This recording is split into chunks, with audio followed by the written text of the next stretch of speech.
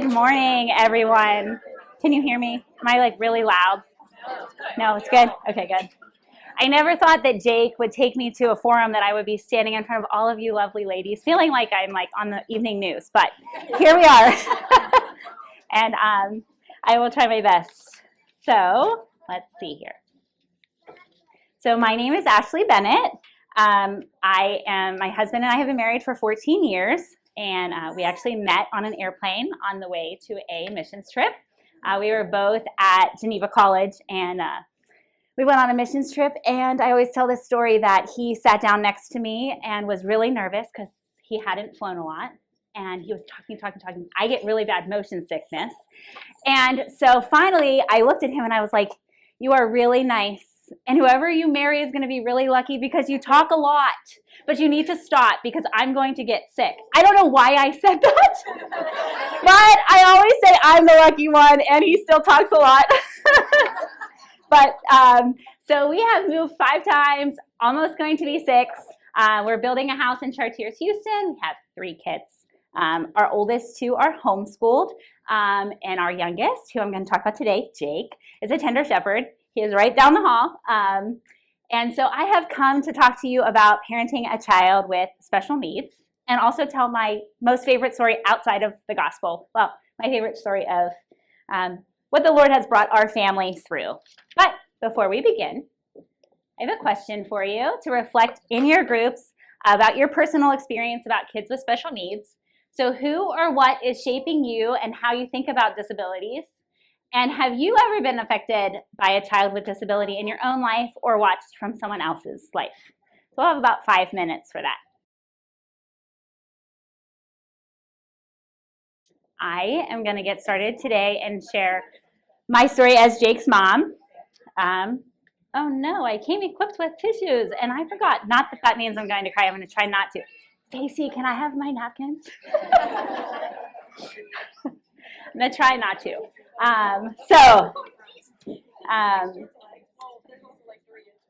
So I'm going to start with This Is My Family. I'm going to rewind 6 years. And you probably, oh, thank you. Thank you. Hopefully, I prayed for the Lord to give me like strength to like cry pretty, like not cry ugly. Okay. So I did say I have 3 kids. So I am rewinding 6 years. This is October 4th, 2018, and this is my family. I had a 1-year-old boy, Jed, a 3-year-old girl, Evelyn, and a positive pregnancy test. And we were already in the trenches of the little years, and we were thrilled to add another to our crew. So our anatomy scan ultrasound day finally arrived, and I remember thinking that morning that my biggest consideration was, is it going to be a boy or girl? Who's going to break our like tie, right? We have one of each, and like it's good. And I went to community Bible study that morning, and we were studying the fiery furnace, Shadrach, Meshach, and Abednego, and suddenly the Holy Spirit started to like move, and I went from like, I wonder if it's a boy or girl to like, I think something's gonna happen here. And I remember saying in that Bible study, I got teary-eyed and I said like, we go for our ultrasound today and like, I feel like there's something coming. And I remember saying that even if everything wasn't okay, we're gonna praise the Lord. We hadn't had anything abnormal, 3rd pregnancy. We were just going forward. So then, let me turn my pages over. So we went to the ultrasound. So I can vividly remember sitting on that table, and the woman was scanning the child that was growing inside of me, and I saw her going, spine, head, spine, head, spine, head, and over, and I was like, finally I said, what are you looking for? And she gave me this feel like, I'm not really supposed to tell you. She put her device down, and she said that she couldn't find the cerebellum.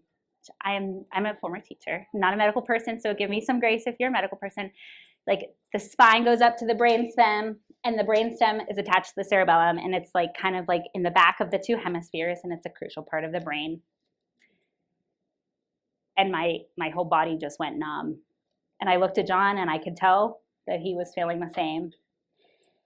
And we returned home, and all 6 grandparents were there waiting to greet us. Our 2 kids were all excited to hear if we were having a boy or girl. and my heart was shattered. But God was so good. Even in that, we quietly ate the spaghetti casserole that I made, and we were all, at a loss for words. And now this was Thursday afternoon. So everything like shut down on Friday. There was nothing available Friday. So we had all weekend to wait to know that we were going to go to McGee for the high risk team. There wasn't anything available Friday, nothing available that weekend. Please see me, tell me what's going on. So I didn't know what was going to happen. We Googled. They told us not to Google, but what did you do? I don't even think I was out of the parking lot before I was like baby without. So when we lived in Maryland, my husband was a football coach, and providentially we had all of these football players from Maryland coming up to stay with us for the weekend. I think that there was like 4 or 5 of them. They were coming to stay with us at our house, and our hands were busy. There was a lot of food being cooked, but our hearts were so heavy. And one of them, who was like a son to us, he actually moved up here with us and went to Geneva, and he providentially was sharing a room with a man with Down syndrome.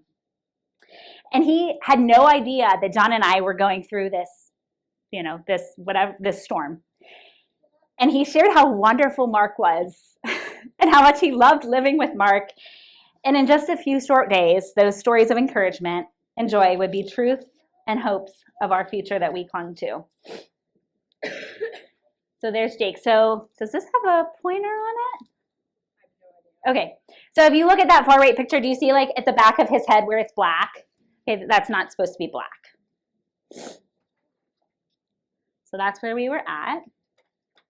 Okay. Let me turn my page. So we kept traveling downtown for ultrasounds. Every couple of weeks we would go and get with these specialized people, and the biggest concern was the swelling in Jake's brain. So we did not know that he had Down syndrome yet. So they kept looking at his brain, and the ventricles in his brain just kept getting bigger and bigger, and hydrocephalus was the biggest concern. And we were talking about things like brain surgery immediately after birth.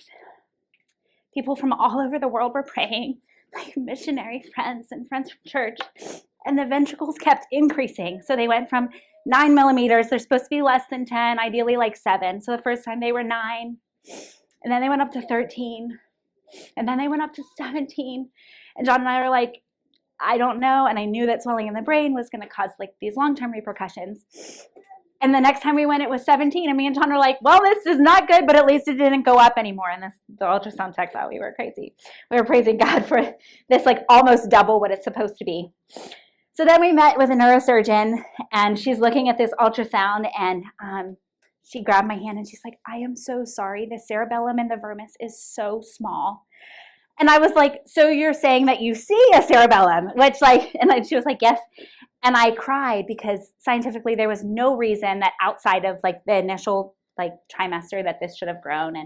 And the Lord was knitting him together in his perfect timing. So the team continued to encourage us to terminate Jake's pregnancy multiple times, even far into the pregnancy. And this was not a choice for our family. So we continued to trust the Lord. And my verse that I clung to was Deuteronomy 31:8, which is, the Lord himself goes before you and will be with you. He will never leave you nor forsake you. Do not be afraid. Do not be discouraged. And I could feel the presence of the Lord going before us at each appointment and ultrasound. Okay.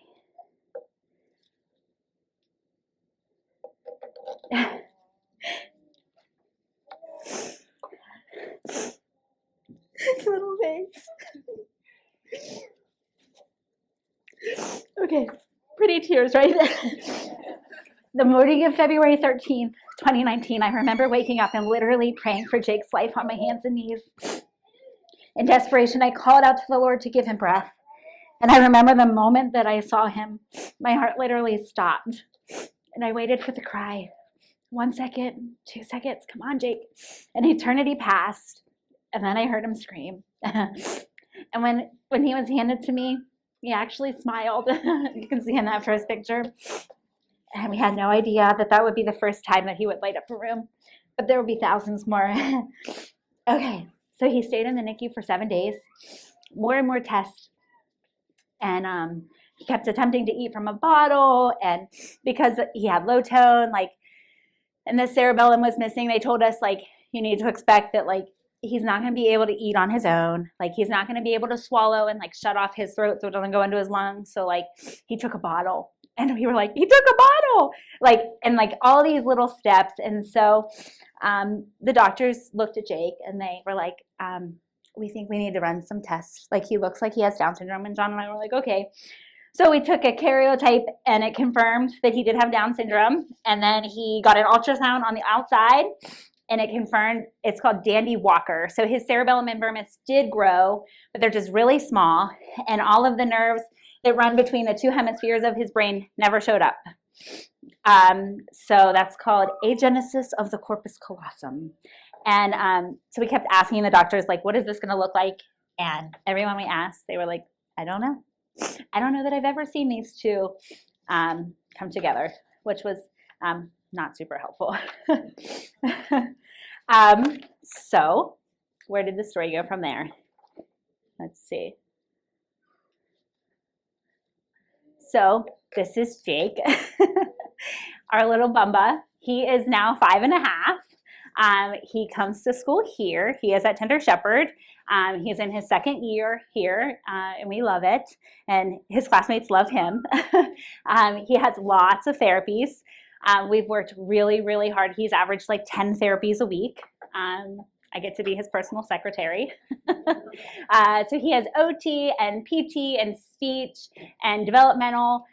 He has orthotics on his feet to help him walk. We are starting to walk, which is a huge praise. And he recently got a talker. We still are continuing to trust the Lord. We're not sure what the future holds. One of our favorite verses is 1 Peter 1:6.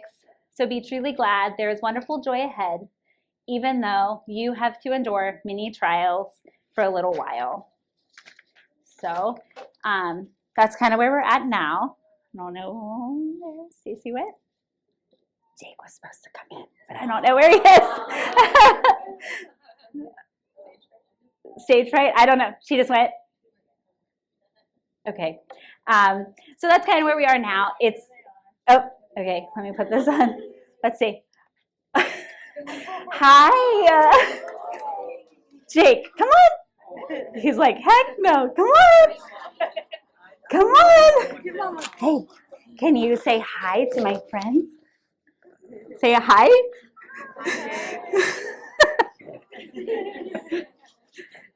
My heart still skips a beat when I see him. Yeah, you're Jake. Yeah, you're telling everybody that's your name. Yeah, you're Jake. So that's where we are now. So that's our story of Jake. I think we're going to go into the panel. Okay, you need to go find Miss Jackie. You need to go back to school. Can I have a kiss goodbye? Okay, go ahead. Let's go. Go ahead. Walk to Miss Jackie. Go ahead. We had his buddy walk for Down syndrome this weekend, and he walked the finish line. Bye. Yeah. Good job, buddy. He walked the finish line, and I don't know if you've ever seen those Instagram reels where it's like a kid blowing out their birthday candle. It's like their 5th birthday, and it's like, this is what everybody sees, but this is what the mom sees. And like you see like they're holding a baby and like watching them walk. And like that's what I felt like, right? Like it's like I saw him totter across to the finish line, and it's like all these years of like therapies and like those ultrasound pictures like that nobody else saw, or what, like he made it, and everybody's like, yay, Jake. And they were so supportive. Well, a lot of the people that were there have been with us since those ultrasound pictures, but the Lord is good. So what now? So that's kind of our story, and that's all that it is it's our story, and I'm sure that everybody has their own, and it could have different. So how do you talk and be with and respond to parents that have children with special needs? So I have a biblical response with 4 mini parts. So the first part is to think about the Lord's compassion for those that are hurting or struggling. And remember that Jesus knows our feelings and our hurts and our pains. And it's okay to recognize that having a child with disabilities is a struggle, but there are good plans from the Lord in it.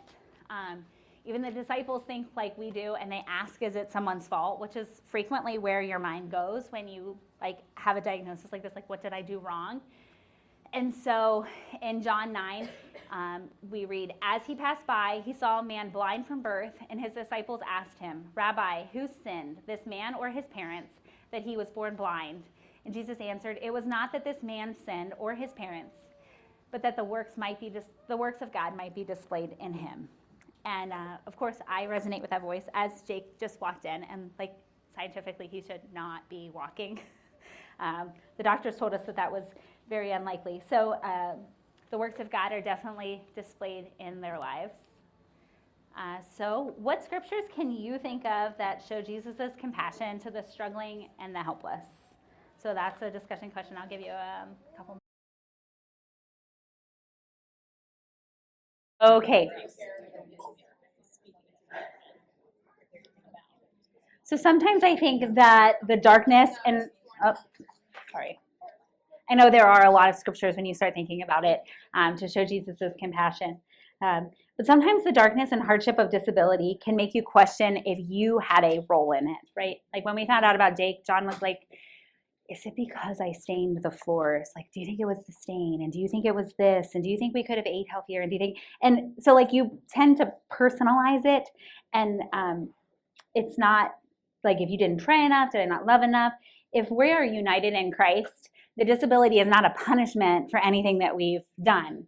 The price of punishment has already been paid on the cross through Christ. So second point is look for the bigger miracle. The blind man saw and the leper spots were healed and the paralyzed walk. And what if my ending is different?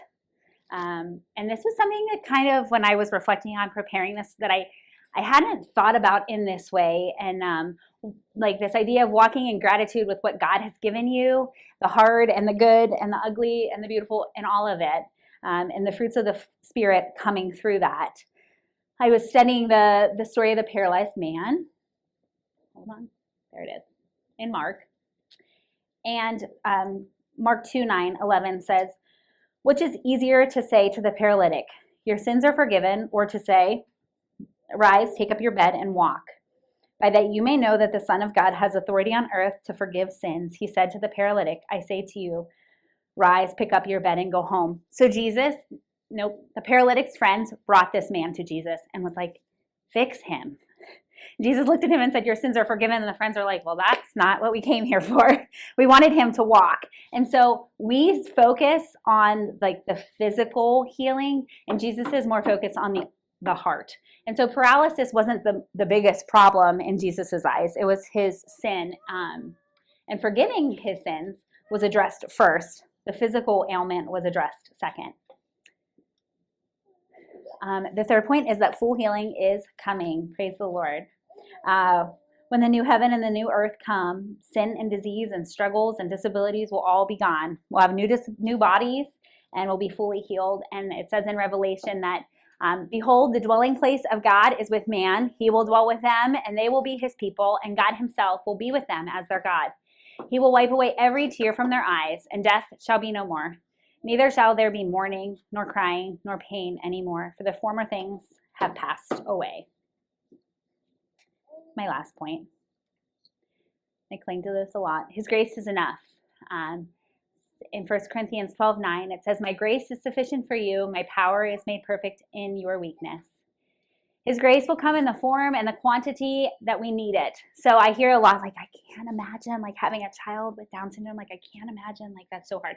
And like it's good-hearted, right? But like you're right. You can't imagine it because you're not in this. This isn't your story. It's mine. And something that I think about a lot is that there isn't hypothetical grace. There's only real grace. So like when I look at friends that are going through different health struggles or like have kids with different disabilities or abilities, right? Like it's all hard. It's all good and it's all hard. Like you only have grace for what you actually have going on in your life. It's not like pretend, like you can't imagine it because you're not here, and that's fine. And Jesus invites parents of children with special needs and all of us to come to him. So that's all I have. Now it's time for the panel. So thank you all for listening. You were a great audience, and I hope it was encouraging to you.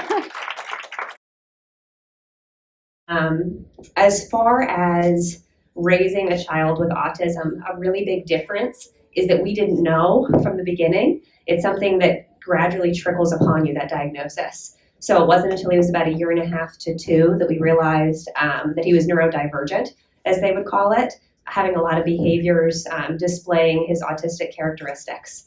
So whenever I'm asked to discuss how to describe parenting a child with a disability, when Kristen asked me my opinion of that, I automatically thought of a poem that's often shared online on social media. And it's a mother that was trying to describe to friends of hers what it is, again, to parent a child with a disability. So it's called Welcome to Holland, and it's by Emily Pearl Kingsley. I'm going to write it here. Okay. I'm often asked to describe the experience of raising a child with a disability, to try to help people who have not shared that unique experience to understand it, to imagine how it would feel. It's like this. When you're going to have a baby, it's like planning a fabulous vacation trip to Italy. You buy a bunch of guidebooks and make wonderful plans. The Colosseum, the Michelangelo David, the gondolas in Venice. You may learn some handy phrases in Italian. It's all very exciting. After months of eager anticipation, the day finally arrives. You pack your bags and off you go. Several hours later, the plane lands. The flight attendant comes in and says, "Welcome to Holland."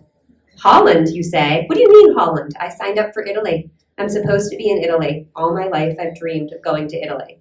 But there's been a change in flight plan. They've landed in Holland, and there you must stay. The important thing is that they haven't taken you to a horrible, disgusting, filthy place full of pestilence, famine, and disease. It's just a different place. So you must go and you must buy new guidebooks. You must learn a whole new language.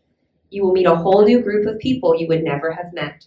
It's just a different place. It's a slower paced life than Italy, less flashy than Italy. But after you've been there for a while and you catch your breath, you look around and you begin to notice that Holland has windmills and Holland has tulips and Holland even has Rembrandts.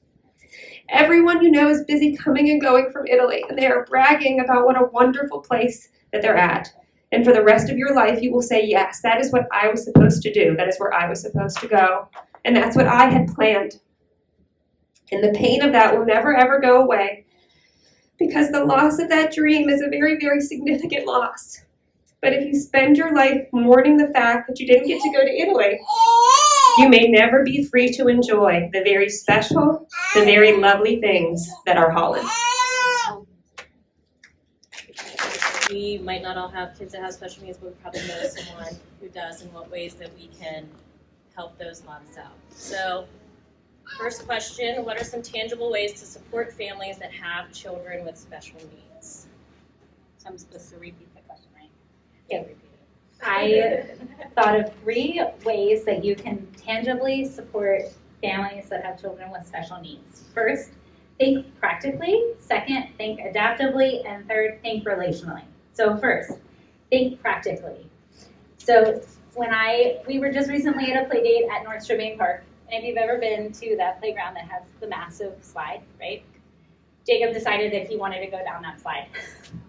He climbed all the way to the top by himself, and I celebrated that. And then I looked at the slide, and there was no way for him to get down except that slide, because he wasn't going to go back down the steps. And when we got down, thankfully without broken legs, the mom said to me, "Is there an easier playground for you to meet?" Yes, there is actually. So taking into account places that are easiest to get together, playground accessibility, like the Peters Township playground with the ramps, that's perfect for us. It might not be perfect for everyone. Think about fences, kids that run away, the amount of kids that are there, the time of day. So thinking practically about the kids that you're meeting with and their needs. Second, think adaptively. So somebody said to me, how can we include Jake in this? That means so much, because in our situation, Jake is fine to just sit on the side, but that's not the most beneficial for him. And so when somebody says, what should we do to make Jake successful here? Is there anything I can do to make this more enjoyable for him? Does he need his walker? Does he need his talker? Those sorts of things. And relationally, bringing a meal, dropping off coffee, including my 2 typical kids in activities, saying hey, can we bring them home? Do they want to come to this playground? I know it's not super great for Jake, or he has therapy, or he has school. Just thinking about the other kids that are typical that aren't there. Yep. I'll add just a couple things. So you mentioned the fencing, and that's critical for us. So my son doesn't have any difficulty walking or running, almost faster than myself at this point.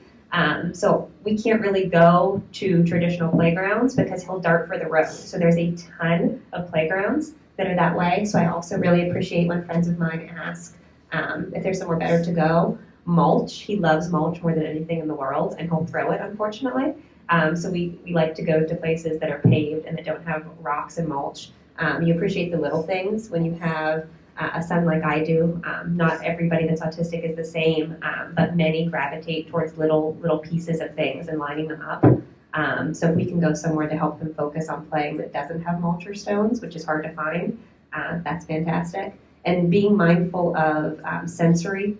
So I was sharing at my table, often parties have piñatas. And I completely understand that a lot of neurotypical kids love to have that, but my friends often let me know that it's going to happen just so that we're prepared, and we leave and we go inside or we go sit in the car just so that it doesn't surprise us, because his reaction to that is a little bit off-putting, I think, to the party. So having my friends know about Elliot and his diagnosis, and us just being transparent with that, has helped us immensely.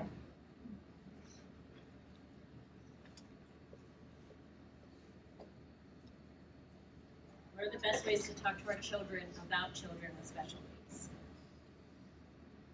Okay, so the best ways to talk to your children about having a child with special needs is just remember that oftentimes, like, they're more alike than different. Like, you can find something in common with them and bring them into, like, our world. Like, Jake, look at your shirt. It has monster trucks on it. Do you like monster trucks? Look at your shoes.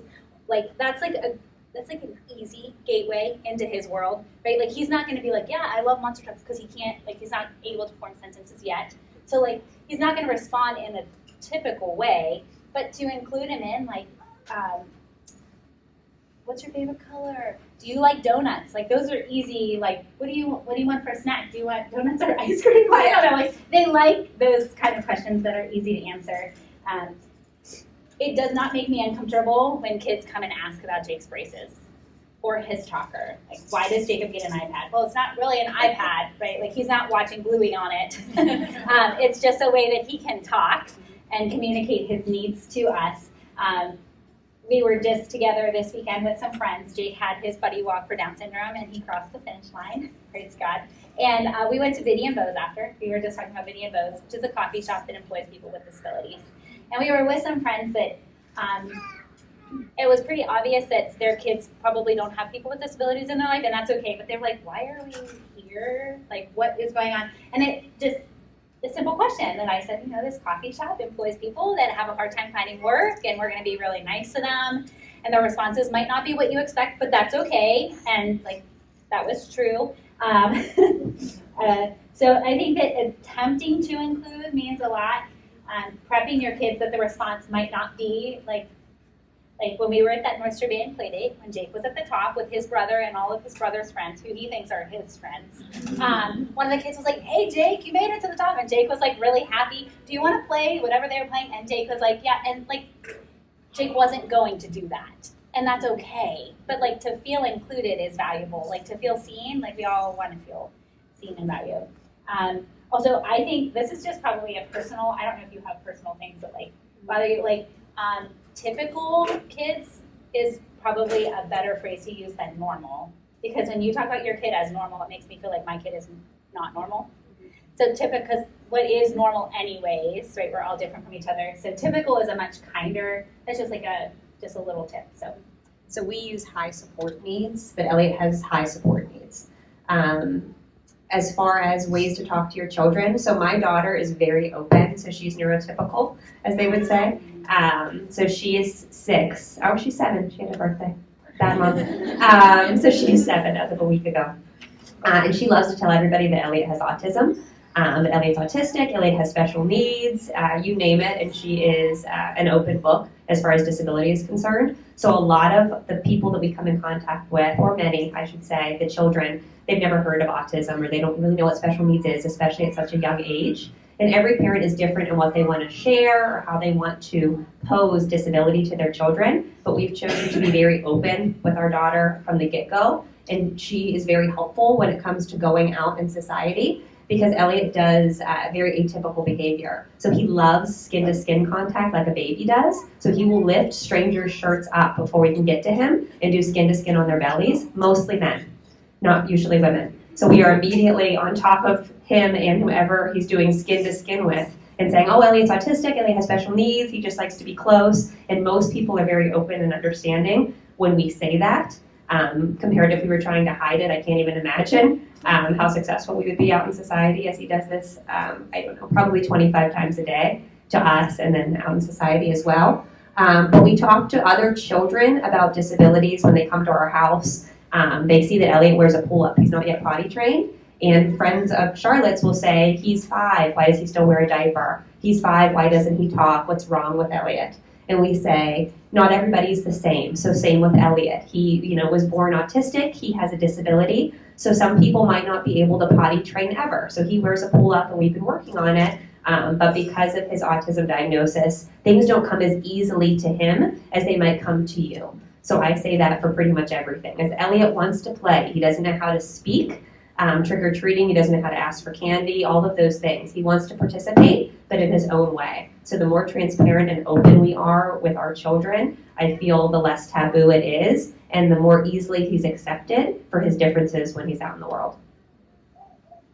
Lauren, to piggyback off that, do you have a good kid-friendly definition of what autism is? To define autism, okay.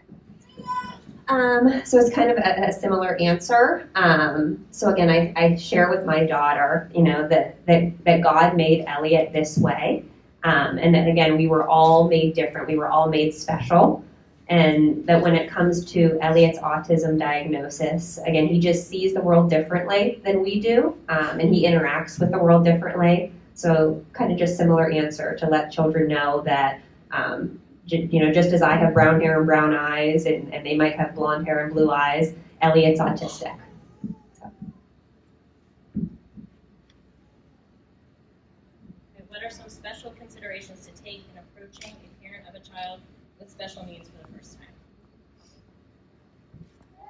So I think it's important to recognize that every family is going to need different styles of support, right? So like Elliot and Jake's are both children with special needs, but Jake's needs are not the same as Elliot's, and Elliot's are not the same as Jake's.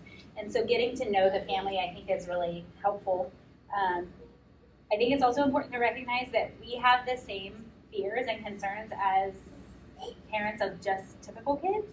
Like, I worry about Evelyn and Judd being bullied, and I worry about Jacob being bullied. It just seems like Jake's struggles are more visible, but they're actually not, like, more. It's the same fear. Yeah, it's just different. I think that one thing that's really means a lot to me is once that relationship is developed, to recognize growth.